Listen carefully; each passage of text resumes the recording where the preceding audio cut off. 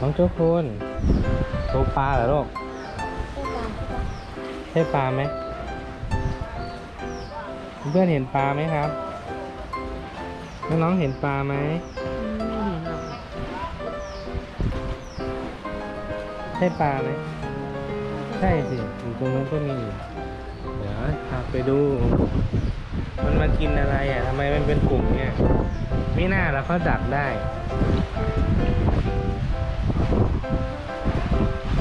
เพราะมันอยู่เป็นกลุ่มแบบนี้นี่เอง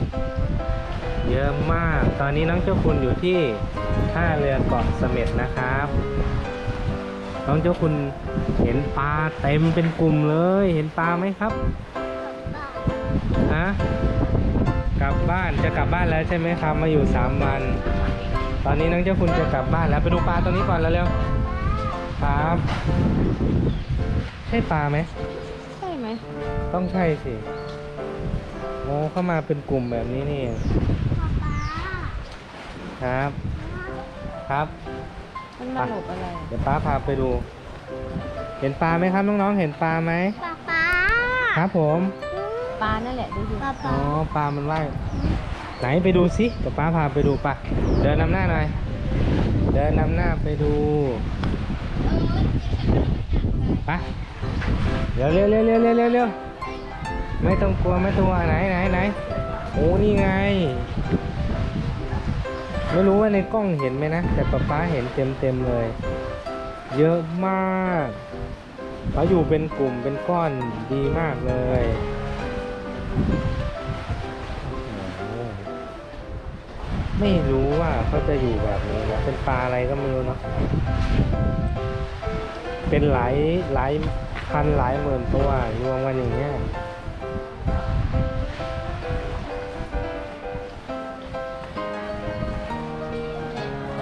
เห็นไหมน้องๆเห็นไหมน้องเจ้าคุณ อยากดูปลา น้องอยากดูอะไรล่ะลูกแล้วน้องอยากดูอะไรน้องอยากดูอะไรครับอ๋อนี่มันลอยมาเรื่อยๆเนาะมันเปลี่ยนไปเรื่อยเนาะ เดี๋ยวมันก็ขึ้นสู่ผิว เป็นวิธีของการอยู่รวมกันนะอันนี้อยู่ท่าเรือนะครับเรือกำลังโยกเยกใหญ่เลยน้องเจ้าคุณพาป๊าไปดูผีเสื้อสมุทรหน่อยเร็วๆนี่ทางผีเสื้อสมุทรในวรรณคดีนะในตำนานป๊าจะพาไปดูปะเดินปะ ดูถูกดีกว่า มาตามป๊ามาป๊าจะพาไปดูนะครับตรงนี้คือเรือนะครับเรือน้องเจ้าคุณจะนั่งเรือลำนี้แหละกลับไปที่ฝั่งอ่าวเพนะฮะจังหวัดระยองอะไรนะ ทำอะไรอยู่ ตอนนี้เรารอเวลาไงครับ ยังไม่ถึงเวลาไปน้องเจ้าคุณตามมาตามป๊ามาเร็วๆเข้า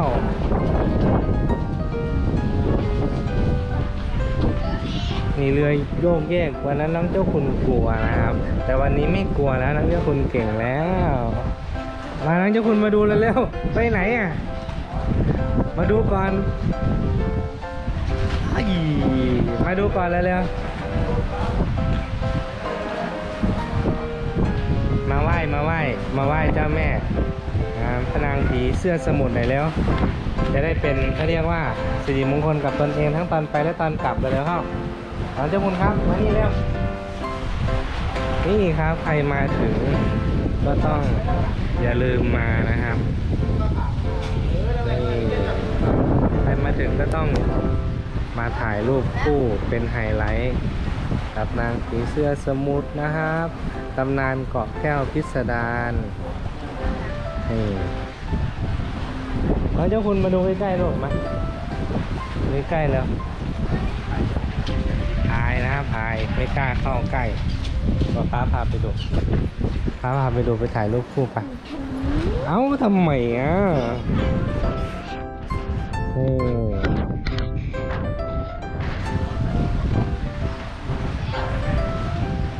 เย้ไปไม่เข้าไปก็ไม่เป็นไรยืนตรงนี้ก็ได้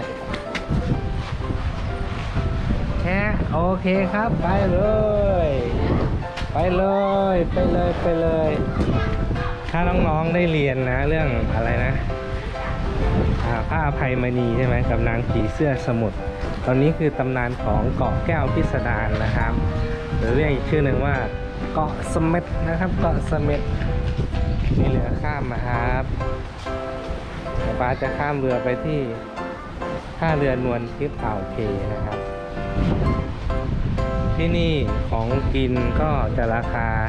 ต่างจากที่อยู่บนฝั่งนะ เพราะว่ามีค่าขนส่งเข้ามานะครับ ก็จะมีราคาแพงเพิ่มขึ้นมาอีกนิดนึงนะ